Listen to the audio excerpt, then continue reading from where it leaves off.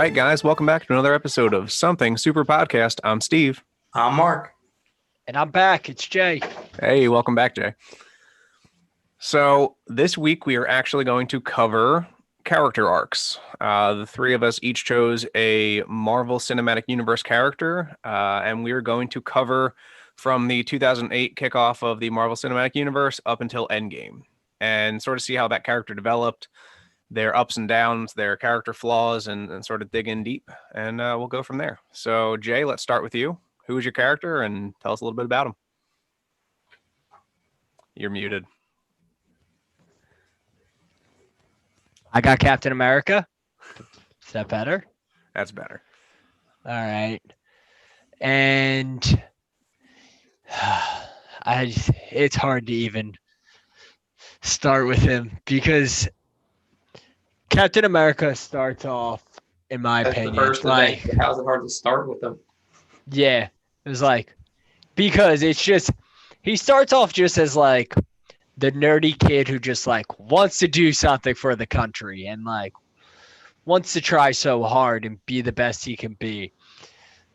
And then he gets given drugs, which is bad, to become just jacked. And obviously, like, it's all awesome. He fights Nazis through the whole first Avenger and the Red Skull.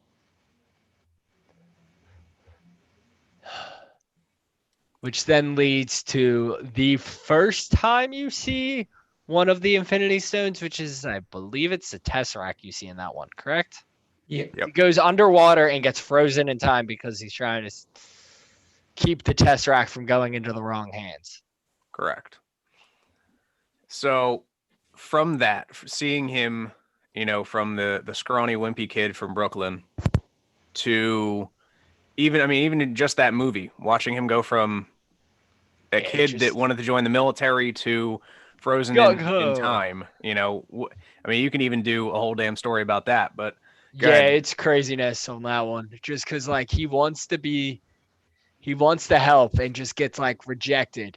So he goes to another one and gets rejected again. And, like, they were talking about, like, this is your fourth one and you still got, he's like, you don't qualify to do anything for us. Which actually at that point it sounds kind of sad considering the fact we're in, is that World War II? Yes? One or two? Yeah, it's World War II. Okay, so we're in World War II and you're so wimpy you can't even get into the war. That is sad. So what did you feel that said about him as like a character? Like, he had heart and like he always was doing what is right. Or well, in his mind, what is right, which really is like what's for the greater good. Sure. So jumping after that, we've got Winter Soldier? No, Winter Soldier doesn't follow that. It'll be the next one he really shows up in is Avengers. Okay. So Avengers is the next one. All right. And then you see him start to take over his role as like kind of like a leader. It's like him and Tony kind of butt heads a little bit, but it's like Cap's the leader of the group. Mm-hmm. And he starts like, I guess kind of, I'm trying to think of the correct words to use, like pushing himself out farther to be in that role. Like, well, Cap's always been a natural born leader. Tony just doesn't like being told what to do. Yeah, I guess that also doesn't help. Well, and he says it, and I believe it's the Avengers movie. He's like, what are you without your your suit and shield? And he's like, what are you without your suit? A billionaire playboy philanthropist? Exactly. But I think it's one of the shield agents is talking to Tony because they think that he's the leader, and they're like, all right, boss, you know, we're ready to do this. And he goes, I'm not the boss. He is. I just pay for everything and make everyone look cooler. I mean, he's not wrong. But not at all. That is amazing though. But yeah, I mean, so you see him sort of come into his own, and Captain America sort of takes on that captain's role, you know, realistically. And just leads, like, brings them all back together and leads them into the fight to, I'm putting air quotes on this, save New York, because they really just fucking ruined New York at that point, but that's neither here nor there. All right, so post Avengers, we've got Winter Soldier Winter comes Soldier. next, Yes. and the return of Bucky, where I'm really sorry, guys. The return of Bucky, where he's given so many chances to just like hurt Bucky, but like he realizes it's his best friend in the world, and like he can't do it, even though he's bad. Like he's going what he knows is right, and not like wrecking Bucky's whole world Now, and would you trying to consider make him better. would you consider that a character flaw of him, like that he has a soft spot for Bucky at that point in time in the universe? Because obviously Bucky That's becomes- it. No, it plays into what I believe is his character flaw, which is just like his sense of life kind of is a little too strong. Like sometimes, but I believe this with most superheroes. Some people need to die. Some people just should not be alive. Sure.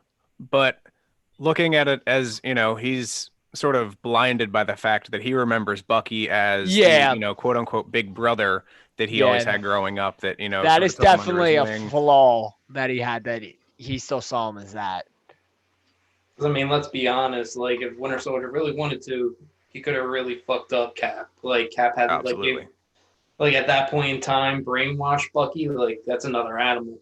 Mhm. Yeah. But like, how do you feel that Cap, like to that point, had grown as a character? Because for me, Steve's characters, they kind of went from like the lower end of the spectrum of personality to kind of becoming better people. Where Cap was like the best person that you could be. He stayed And up there. He kind See, of like loosened his- up on his morals. See, his whole character arc, unfortunately, I feel like kind of goes the other way for most people. Like he goes from like the best of us and kind of like comes back down to like he's a human Sure. Right. Absolutely. through the whole thing. Like, unfortunately, his arc isn't an upward arc; it's downward to a certain extent. But at the same time, it's not really like it's a bad thing, because Right. he's all in the beginning. He's all idealistic and just we can always do it and we'll make everything and it'll be perfect. And then like through the movies, like you see it start in like Ultron, he starts to come down to like a more humanized, realizing like some things just like aren't gonna work out right. That is actually Ultron, I think, is you. I mean, your character and my character is crossing paths on the. Yeah, arc that's scale. where they kind of like switch. And So, then I mean, even look into. So I guess Age of Ultron. That's when the Sokovia Accords got started. So yeah, and then Civil War is the next one, and you see Tony taking the God, how do I put that? the one? high road. I mean, he takes the Yeah, high the road. high, I guess the high road. And that is- like that is a Cap debatable taking it is topic. like, let us do what we have to do because we know what's best and Correct. how to do it best. Tony's doing what's morally smart, where Yes, Cap's that's it. doing Thank what's you. morally right. Yeah. And like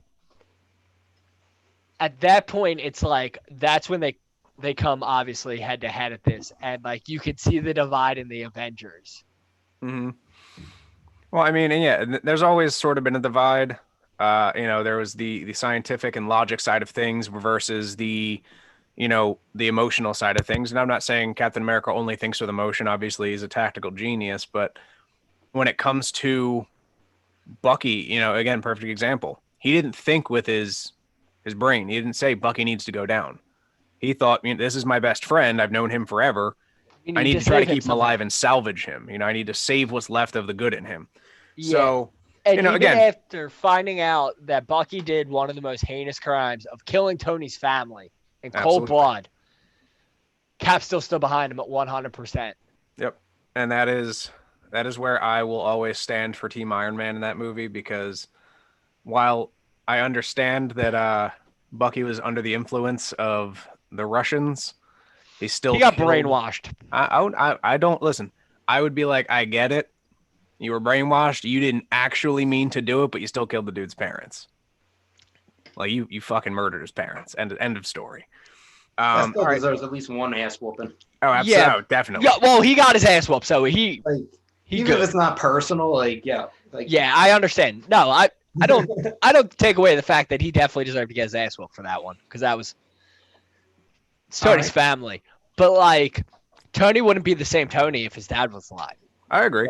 He'd So, be a like- pampered rich kid, but still, and I mean, It worked out well, but still shouldn't have probably happened. But All right, we're getting off topic. So you're next ready to is move forward Infinity now. War. As they move forward. See, this is where I don't know how you guys feel, but I feel at this point he's not Cap anymore. He goes into what the comic books took him to at one point, which was on Nomad. I would say literally for probably like just that first scene, he's the Nomad. But once he goes to Wakanda, like he's back to being like Cap. Yeah, but Yeah.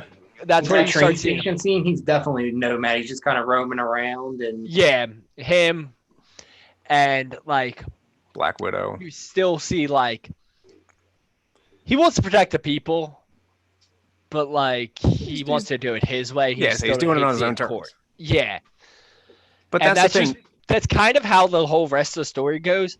But then you also see at the very end, because like there's not really much that changes in him in that whole movie. Besides, he sees Bucky again, and he's real happy. He gets to fight with Bucky at one point. But I mean, even look at I like the fact that you mentioned the train station scene when they first meet Thanos' henchmen. Yeah, You see him in the dark blue suit, which you remember from Winter Soldier, but the silver star is ripped out of it. He is sort of denounced, not necessarily America, but he has denounced the Captain America role, at least for that period of time. Like you said, he could have been the Nomad, and he's kind of doing his own thing. This is justice by the streets. I got to get shit done the way that I need it done because it's not getting done otherwise. yeah, and like honestly, through that whole movie, his character doesn't really change too much. He kind of stays the same through it. Oh, what are you doing? Sorry. And then, but at the so when we get to No, Endgame, you see him at first. He's going and running support groups and everything like that. yeah, To ultimately, where he gets to at the end, like what did you see any change there to where he might have gone either laterally? he started to go back up. I think in Endgame, back to like what Captain America is, and it's honestly Cap by the fact at the very end you see him put his hand out and Thor's hammer, whose name I can never actually pronounce correctly, so I don't try. Mjolnir. Whatever, you both got it. That comes to his hand, which means he is worthy to wield the hammer Mjolnir. of Thor. Mjolnir. Yes, I was just calling it the hammer of Thor. So you ready?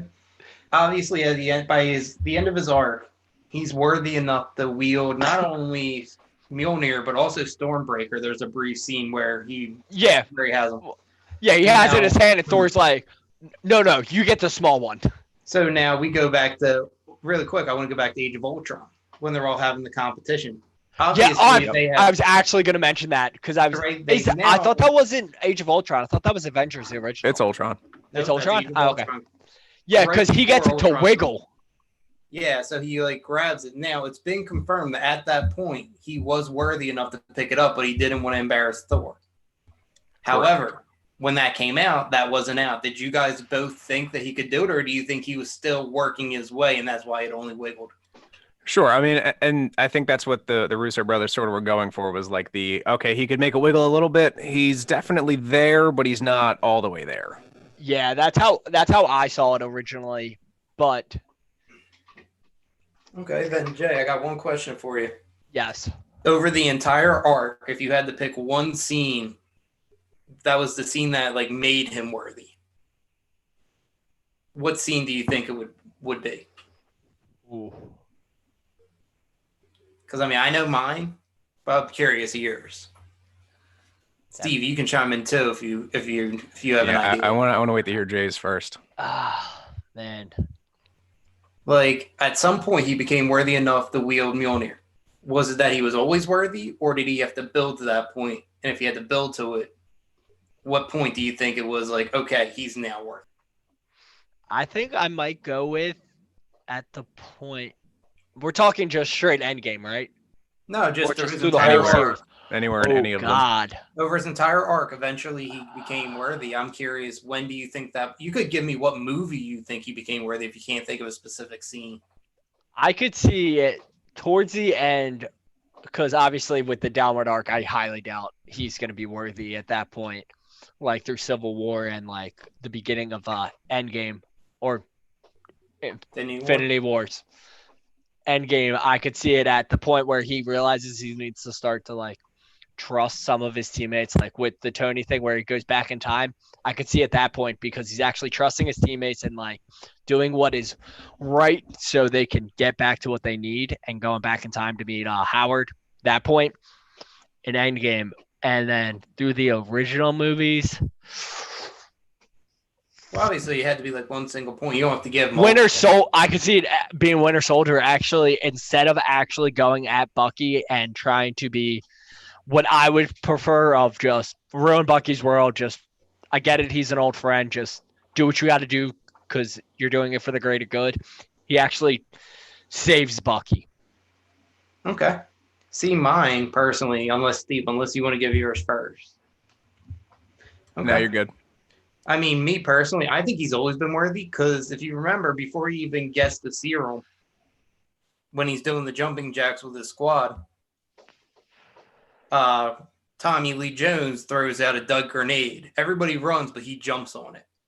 I think that moment, that scene right there, the fact that without powers, without super strength, he was willing to just give his life for others. I think that's what ultimately carried through his entire arc, and that's one characteristic I felt never changed, was he was always putting everybody in front of himself.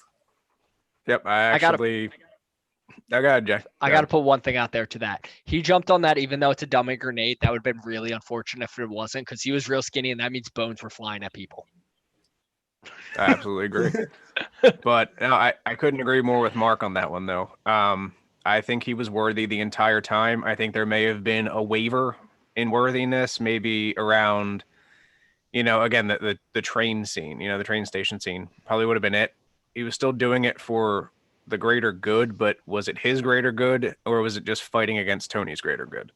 So again, that's, neither here nor there. It's not like we had an opportunity to test his worthiness at that point, but I think from the jump, I mean, even think back to the alleyway. He's doing he got the shit kicked out of him when he was, 95 pounds soaking wet because he was trying to stand up for the little guy, Yeah, exactly. And he always does the right thing. Right. And the super soldier serum didn't make him better. It just made him more able to handle the bigger people, the big bad guys, and that's, he used his powers for straight up good always.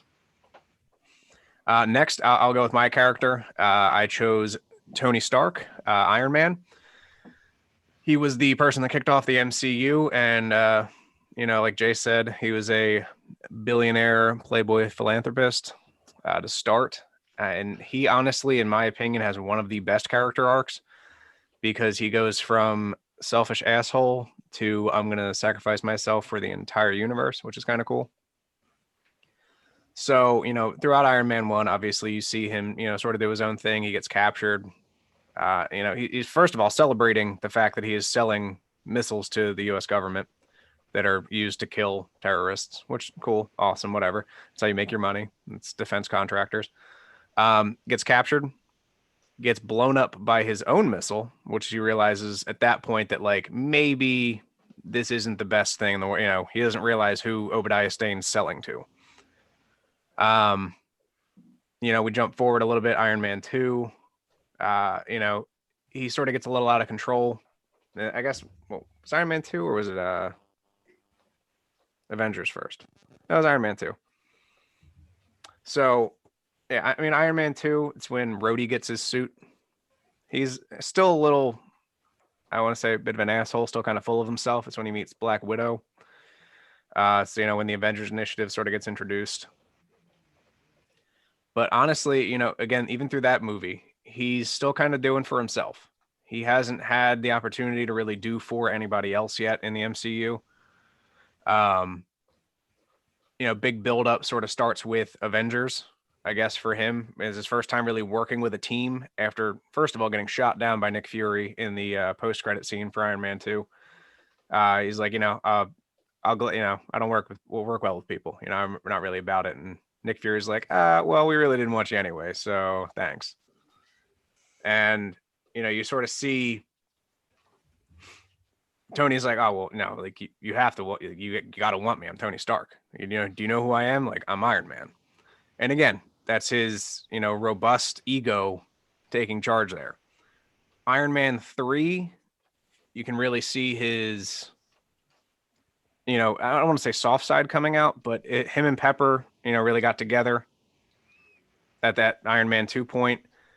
She sort of takes over the company, at least the, paperwork side of things. He sort of does his own thing after Avengers. I think in Iron Man 3, you really started to see him kind of like the first two movies, like he feels like he's untouchable. Mm-hmm. Like in his philosophy and his theories and the way he goes about things. But I think Iron Man 3, because it's after the Avengers when he goes into the wormhole. Mm-hmm. So Iron Man 3, I really like because it kind of dives into his psyche and where he's at in the world at that point. Because he's literally like breaking down and confessing stuff to, how old was that kid? Like 8 or 9 or child. Whatever. Right. Like he's just downloading. Like, dude, you don't even know what's out there, man. Like it's all out there. Like imagine being 7 years old and having someone telling you that shit. Like, yeah, they're coming to kill you. Pretty much. Well, and the nice thing, like you said, even touching back just quickly to Avengers, Tony was willing to sacrifice himself throwing, the nuke up into the wormhole so that New York would be saved. Thankfully, the nuke blew him back through the wormhole and back into New York. But that was his first, I don't want to say he didn't arc anywhere prior to that, but that was the first like real big jump. That was his like, oh shit moment. Like, damn, Tony really did do for other people first. And then again, Iron Man 3. He always said he did, but that was the first time like you actually see the actions behind the words. Correct. And then you see in Iron Man 3, he meets the kid, sort of teams up with him more or less. He doesn't really have the soft spot yet. He's kind of still tough on the outside. He has that rough exterior where the kid's trying to get underneath of him, trying to get a better understanding of who Tony is. He's joking with him and stuff like that. And then you see the PTSD side of Tony.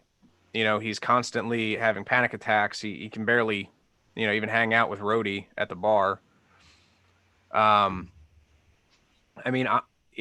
where you sort of see the uptick for me. It was Iron Man 3. Or I guess, again, Avengers, Iron Man 3 is that swing upwards as far as his character arc goes. So, again, in Iron Man 3, you have the Mandarin, who's not really the Mandarin. But you have the guy from AIM who, Aldrich Killian, who takes over Pepper and puts in, the virus inside of her.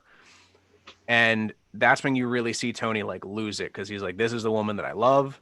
I don't want to see anything happen to her. And this is heartbreaking. It's terrible. So he does everything he can to save Pepper.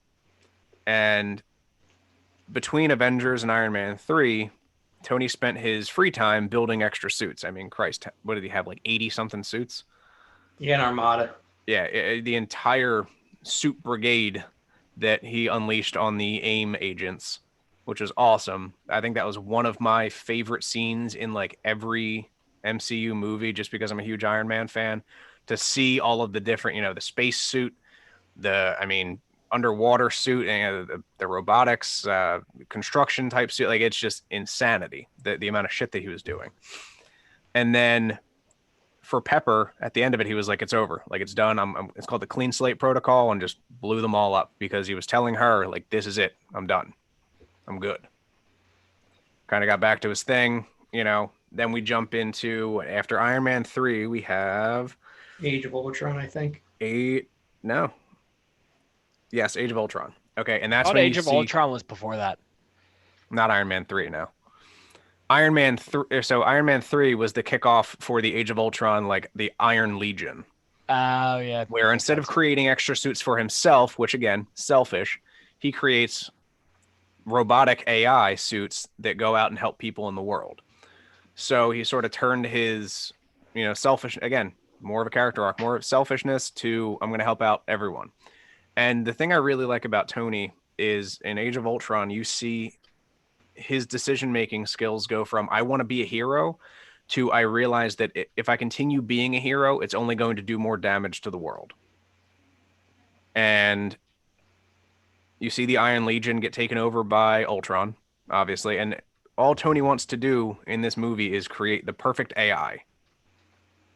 You know, I mean, if anyone wants to, comment on Ultron, but it's obviously imperfect, takes over and kills Jarvis to an extent, and then takes over the Iron Legion and starts building himself a new body and goes and finds Claw that we'll see in Black Panther, cuts off his arm and takes his vibranium to build a new body out of vibranium.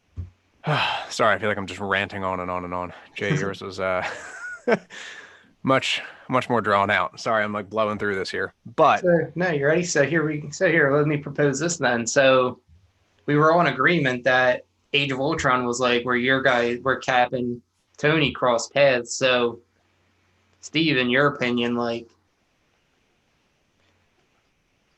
what do you think? Like, I'm trying to think how to word it. It's like obviously they crossed paths, but what did you think was like? Because obviously Tony's on personality and character-wise, he's becoming a better human being. Where do you think they were? Like, whether you think they were at an even level at that point to where Cap was becoming like more normal and Tony was kind of becoming more morally sound as a person, or do you think like? Yeah, I think that Age of Ultron would probably be the movie in which, like I said, that they sort of crossed on that graph. So I think Age of Ultron, they would have been about the same level because, again, Cap's always been the good boy. He's the Boy Scout. It's never going to be a question. But then you look at Tony, who realized, like, we destroyed New York. We have done so much damage. We destroyed, Sokovia, an entire freaking country. We need to step back. We need to, hey, let's look at what we're actually doing. Are we really doing any good if we're killing hundreds and thousands of people? And that's where we bring in civil war with the Sokovia Accords. And Tony says, we need regulation. Like, without regulation, we are no better than terrorists, basically. We're going out there, we're just killing people in attempts to save people. But, like, how many people do we have to kill to save how many? So I can completely understand where, and again, he's got PTSD. He has seen what the Scarlet Witch showed him, which was all of his friends dead and at his feet, basically. So, at what cost? Is everyone still alive? No. And she shows him a future, not necessarily the future. And that was when we're getting our glimpses of Thanos and the throne. And I want to say Titan, but not necessarily because it's not red. But, that was sort of the angle they were going for with Civil War. Or sorry, that was Age of Ultron. And then in Civil War, you see the huge fight. And again, it's Team Cap, Team Iron Man. And this is where Cap sort of starts to take his downfall and it spiral downward in the character arc. And Tony sort of goes upward in saying that, like, I'm doing this for a reason. I'm doing this because we need regulation. I'm doing this because we need somebody, not necessarily a suit to tell them, like, hey, this is wrong. They don't need a piece of paper to tell them that it's wrong. They need to think, like, we need to step back morally and consciously and not hurt anybody anymore. Which, again, I can respect it. Right. The one thing that I like is the one scene where he's talking to Cap and he, I forget what Cap says, but he's like, looks at him. He's like, sometimes I just want to punch you in your like perfect little mouth or whatever he says, or in that perfect smile. And for me, it was just interesting because it's like usually Cap's the one that's like, no, like we got to do the right thing. But here it's like, it's Iron Man that's like, yo, like we got to put ourselves in check. Absolutely. And again, I think that's where Cap sort of, takes his step back and he says, like, no, we can't really abide by these quote unquote laws. So he's not necessarily lawless because he's still doing the greater good, but he doesn't want to abide by anyone else's rules because he thinks he knows best. So Cap's not necessarily wrong in this scenario, but I don't think he's right either. And there's no correct answer. This is all just obviously speculation. Right. And then the next one we see Iron Man in is actually Spider-Man Homecoming. And this is where like the 110% true turning point for me as far as Iron Man. Tony has no children. He has Pepper, who is, basically his wife at this point. Obviously, Tom Holland steps into the picture. He is the kid. And we can even chalk that up to Civil War. But the first time that he really sees Peter Parker as his, protege, quote unquote, is fully in Spider-Man Homecoming. He takes on the role of the parent, I guess would be the easiest way to put it, because Peter's a kid. And that's where you see that shell sort of start to come away. Yeah, he did a little bit in Civil War with Peter, but he just kind of gave him a suit and was like, hey, go punch these people, like kick some ass. And he did. But now he's sort of taking him under his wing as a mentor, both technologically and as a superhero. Because I think he wants Peter to sort of take over the mantle eventually, as a quote unquote leader in the Avengers, which we know he does as a young Avenger. Next we've got Infinity War, obviously. So Jesus, we've gone over so much. I feel like I'm just like stepping over myself at this point. Infinity War, everyone sort of does their thing. They come back together. They have one common enemy now. It's not Cap versus Iron Man and we hate each other. It's no, like, we got to take care of this big bad dude who's coming after the Infinity Stones. He's doing his thing. He's planning on destroying the entire, half the world or half the universe, whatever his plans are. And that's when you see them all come together as a team again, which is awesome because, again, Captain America sort of steps back up into that role of the leader. Tony is a second in command. They're both doing the morally correct thing, which is save the world, or save the universe, because Thanos is a mad titan. And then, we'll skip forward a little bit because I know I'm kind of running over my timeline here. We'll go to Avengers Endgame. Tony lost Peter Parker. You see him break down. We're talking a 5-year gap between then and Endgame. He's out of the business. He's done. He's in mental turmoil when Captain Marvel saves him at the beginning. Yeah. Tony is given up heroing. He wants out. He wants nothing to do with it anymore. He takes that the 5-year hiatus, does his thing. Him and Pepper are living out in the friggin' woods. I don't blame him. The man has seen a lot. He has done a lot. Many people have gotten hurt. He is not morally okay with that. And then, to sort of jump back to, he's always got the nanites on him on his like track jacket, sweatsuit thing that he had. And that's when, Jesus Christ. I'm sorry, I just lost my train of thought. No, you're good. So, ready? I want to touch this. No, Please. You're good. I want to touch on one thing, though, that you said that kind of is interesting. So with Civil War, like you said, like him and Cap kind of are on an even level on like taking ownership and leadership of the team. But it's interesting because they never interact in that movie. Yeah.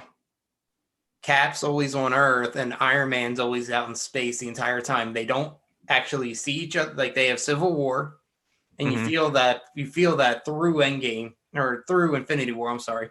And in Endgame is when they first kind of like meet back up and they eventually reconcile by the end. But like I just find it crazy that like Civil War just had that big of an impact just on the MCU as a whole and those two characters. Sure. Yeah, no, I absolutely agree. But like you said, they're not really in contact with each other necessarily. But in Endgame, Tony's got the flip phone, and who does he call? It's obviously Cap. He's off base. It's a burner phone. He's doing his own thing. That's when they squash the beef, so to speak. Right. And it's not even, words don't even need to be said. They just know. And like, that's the type of person Cap is. He doesn't care what you said to him. If you need his help, he's going to be there. And that's why he'll always be the Boy Scout. And that's fine. I'm cool with that. I love Captain America. And then obviously you see them all come together to defeat Thanos, which is, the big ending to Tony Stark, him taking the, Stark nano gauntlet, snapping his fingers and saying, "I am Iron Man." Like that is the way Tony wanted to go. He knew that was the only way that he could make it happen. The only way that he could save the world was to sacrifice himself. And again, you see him turn from I could care about no one but me to caring about everyone but him. Right. And that is why he is my favorite character, because he made the ultimate sacrifice. He made the hero play. Oh yeah, I 100% agree, and that kind of leads us into my character, which I chose to go with the third of the trilogy, which was Thor, who I personally think not only had the best story arc, I think he's been the best casted person so far. Yeah, with RDJ right next to him. Now, I'm not saying perfectly casted as like he is Thor. Like obviously, like Ryan Reynolds is Deadpool. Robert Downey Jr. is Tony Stark. Mm-hmm. What I'm saying is going from Thor 1 all the way through Endgame, there's a reason why he's about to be the only one that has 4 solo movies. Like he's just gotten better and better and better and better as an actor and as a character, and bringing that character to where he needs to be.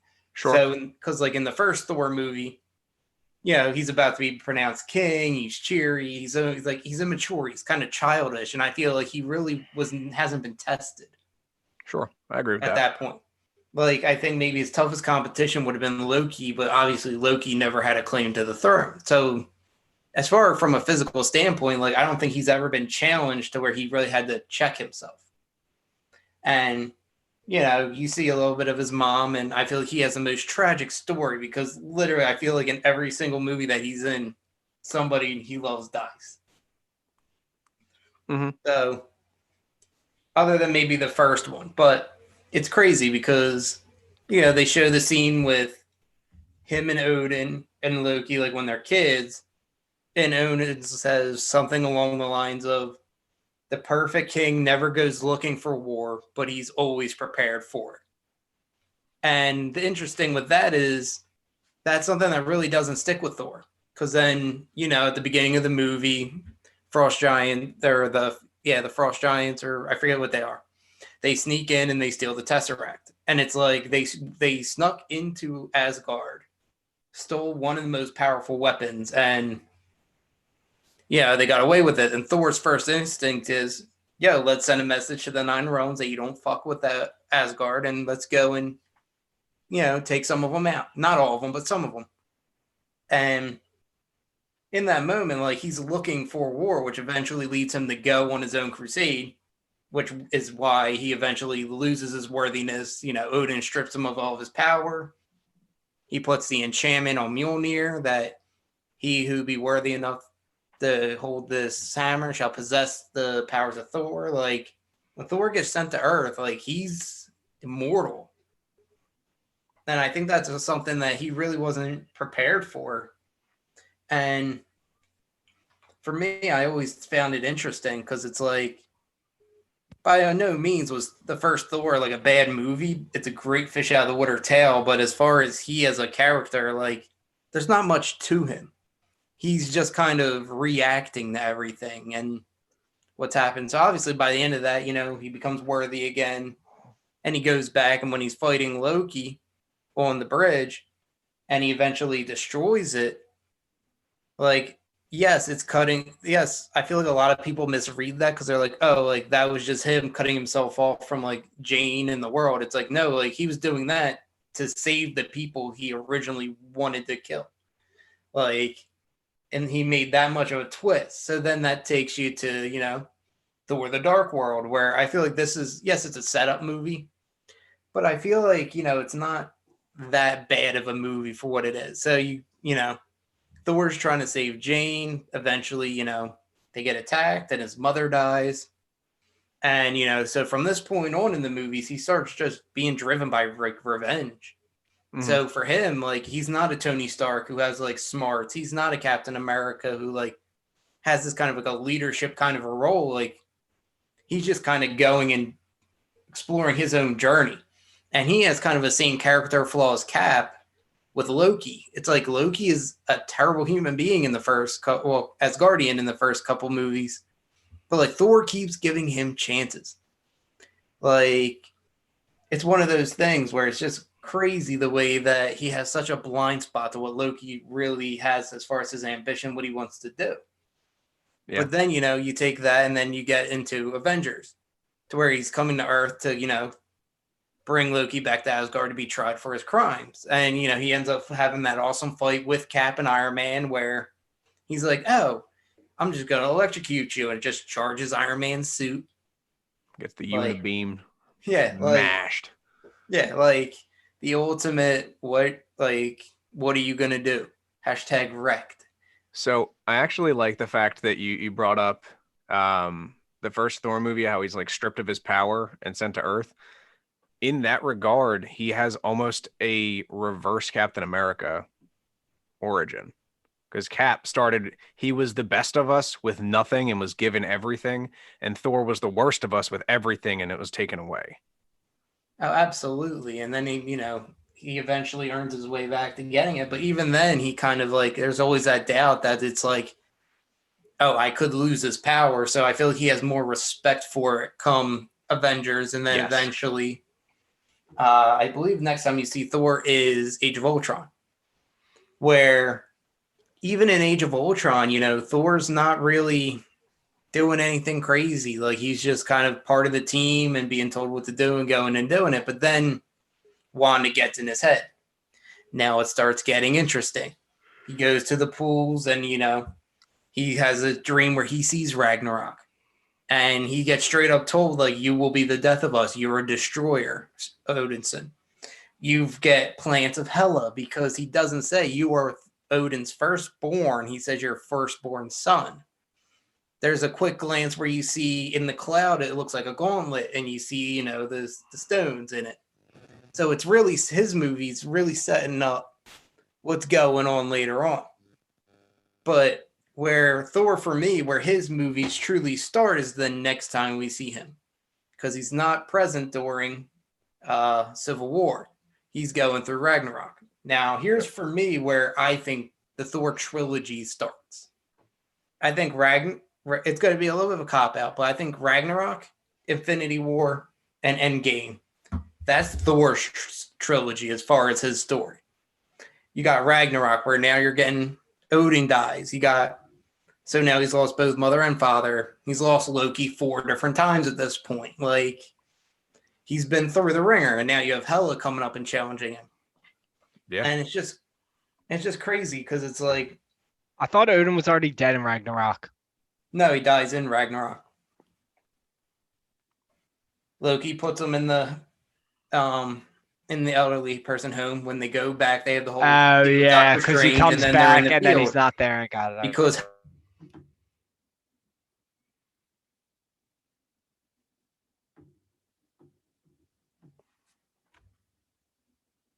then you get to Ragnarok, where it's a completely different tone of Thor. Like, literally, just from the very opening scene, he's doing that monologue. He's like, oh, Thor's trapped in a cage.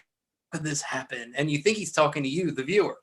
And then it cuts to like a skeleton, and he's like talking to the skeleton that's in there. And then even when he's having banter back and forth with Surtur, when he's spinning, he's like, oh, hold on. Coming back around. I'll be right back. Like, yeah. Like, it's just a completely different tone from the first couple movies. Because, like, obviously in the first Thor has comical moments, like when he's drinking the coffee. Another! Slams the cup. It. But, like, the entire tone of the movie Ragnarok, it's so comical. And he has so many, like, little pieces. And, his whole thing is, like, now I need to do the right thing. I need to be the savior. I need to come and take power from Hela. I need to beat her to protect my people. And this is where you start seeing glimpses of Thor. For me, it's like the high point of Thor is Ragnarok, mainly because he believes in himself and in his power. So, like, whether it's the fight scene with the Hulk when he's just getting his head pounded in, and like you see the first time where he's actually using like his power. But it's that scene with Odin where he's like, "Are you Thor, god of hammers?" Thor's like, like it puts things into a different perspective for Thor. Absolutely. And that really shows his, his dependence on the hammer, which again, I could say almost mirrors Cap's independence from even without his super strength or speed or anything like that, he would still be a good person. So that is where, maybe you view differently. I think his hammer breaking is sort of his like turning point as a character. Right. Yeah. And, going from there, eventually, after Ragnarok, he saves his people, although it comes at a cost. I mean, now he lost Hela, so now he lost mother, father, and sister. He's got, he's got the population on the ship, and then it cuts to, them being shadowed by Thanos' ship, which takes us into Civil War, where Thanos absolutely wrecked all of them. And he's literally carrying Infinity War. Infinity War. What did I say? Civil. Yeah. It's a weird Civil War. Hey. Yeah, I've seen that one before. I mean, to be fair, Korg was trying to start a revolution. He just didn't print enough pamphlets. That's true. Korg. we should do an entire episode on like those sideline, baseline type characters. Dude, I would just do an episode on Korg. He's just phenomenal. I hope he shows up in the Thor: Love and Thunder somewhere, or as Guardians of the Galaxy.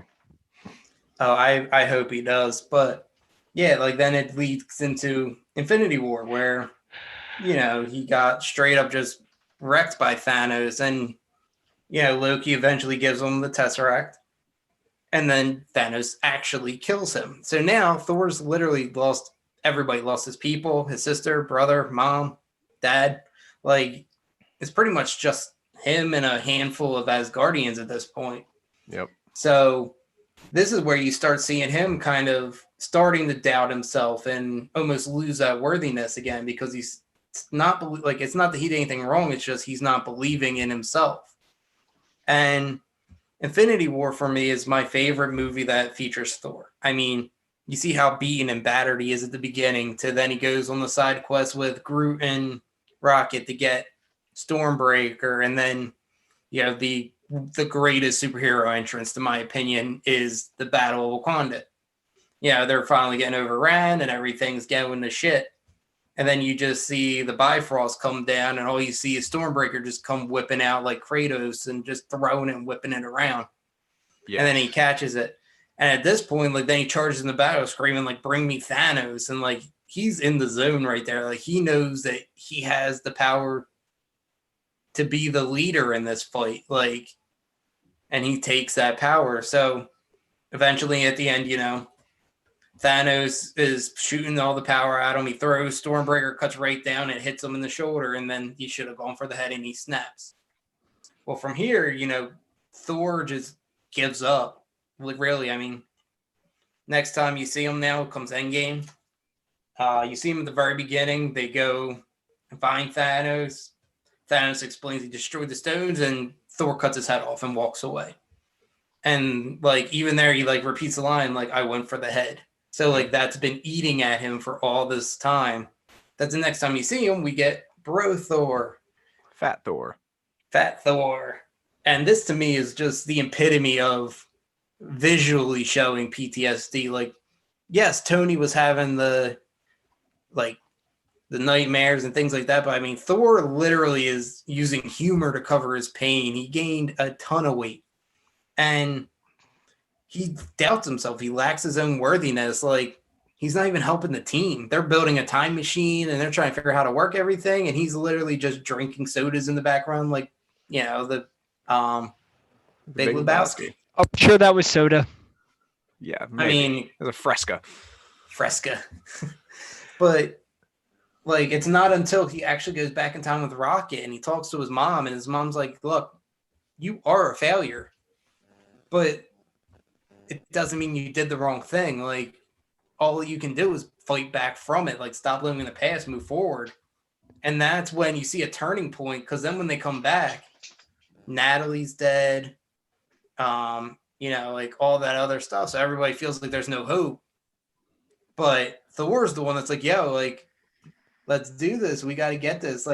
I'm trying to see. I wrote it down because he had one line that I love, and he's like, where was he? Yeah, so like they're sitting there, everyone like Hulk's pounding the ground, they're all thing, and Thor's like, dude, we're the Avengers, let's get it together. Like, Yeah. and it's I like the fact that Thor's sort of the one that's more grounded after, again, having that conversation with his mom. That really sort of brought things to light that, like, even though you may have messed up and even though, things didn't go the way you planned, it doesn't mean you're A, unworthy, or B, you're a failure, a complete failure.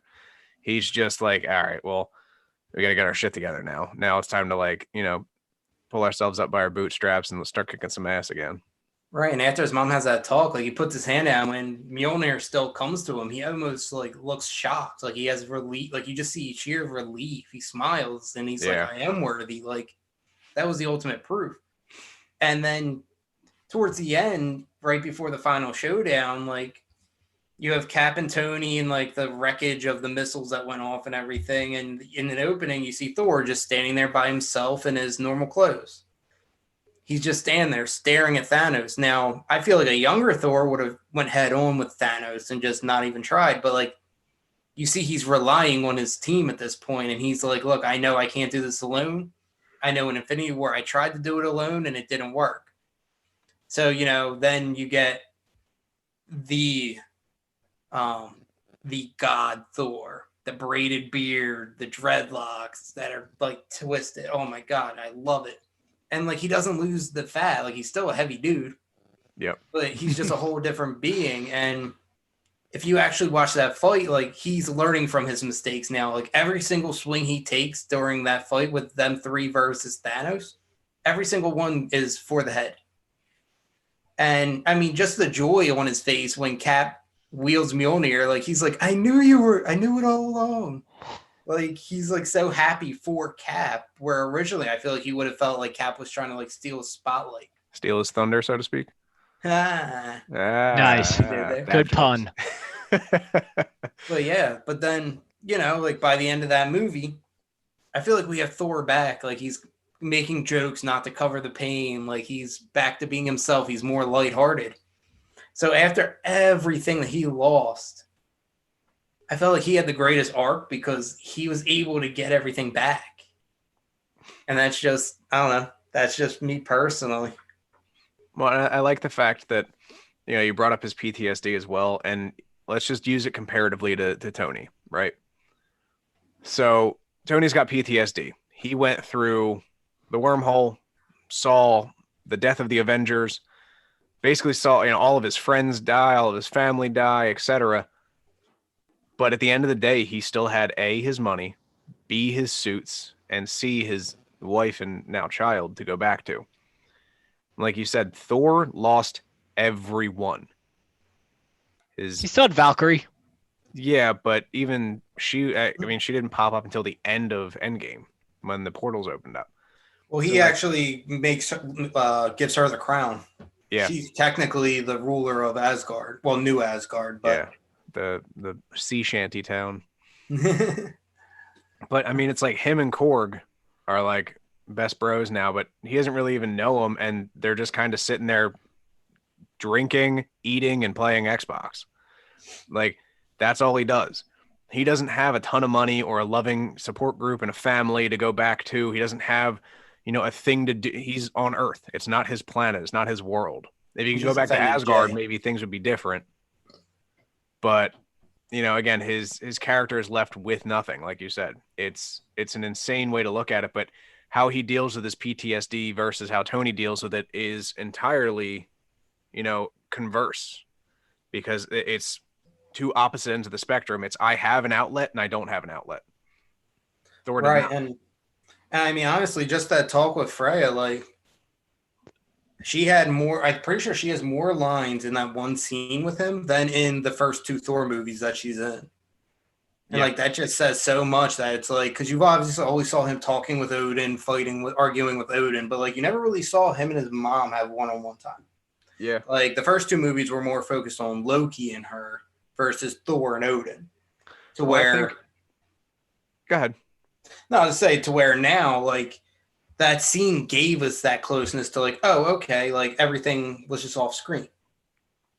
Yeah, I think a big part of the Freya and Loki, connection was Loki knew he was adopted. Loki knew he didn't belong, and it was his mother trying to make him feel like he did, because obviously Odin knew that Thor was, the claim to the throne. Right. So he was trying, he was his favorite son, and he was trying to build him to be the king that Odin was. And Loki was just kind of thrown off by the wayside, and the mother took him under her wing. And like, it's okay, trying to not necessarily let him get away with murder, but he turned into a snake and stabbed Thor once. So almost get away with murder. He sort of had a blind eye turned towards him, so to speak. Not that Odin had more than one eye, but it's for me more, one of those things that like, wow. Fuck you. He needed his mother's love. But yeah, I mean, I agree with you, Mark. I think he has one of the best character arcs, because you don't see, it's not like a Tony where it goes straight up and, you see him at the end, his is like a fucking roller coaster. It goes up and down. He's back and forth. And yeah, that's about it. But Jay, what do you got for me? Actually, Jay, rank them 1 to 3, and we'll wrap this up. Who has the best character arc? Yeah, best to worst. Best to worst. Out of these 3, it doesn't mean that whoever's number 3 had a bad one. It's just whichever your preference was. Tony, Thor, Cap. I'm gonna have to agree with you, Tony, Thor, Cap. Go ahead, Mark. Yeah, I went Thor, Tony, Cap. Okay. Hey, that's just fair. Me personally, because like you said, like Tony's just kind of like Tony and Cap are just straight lines, to where Thor, it's like up, down. Like you don't know what's gonna happen next. No. Whoa. Cap goes down and then comes back up. Yes, but he already starts way up. Yeah, Thor's just a dick with a hammer at the beginning. Cap starts at like 90 and eventually gets to 100. Whereas like Tony started at like a 0 and Thor started probably somewhere in the negatives, where he's just like a murderous monster, because again, it's Asgard and they just come back to life anyway and they go eat at the table. But all right. So on that note, I'm going to wrap this up, gentlemen. Guys, thanks for listening. I'm Steve. I'm Mark. And I'm Jay. All right, guys, check us out next Thursday on Apple Podcasts, Spotify, Google Podcasts, and Anchor. Thanks for hosting us. We'll see you next week.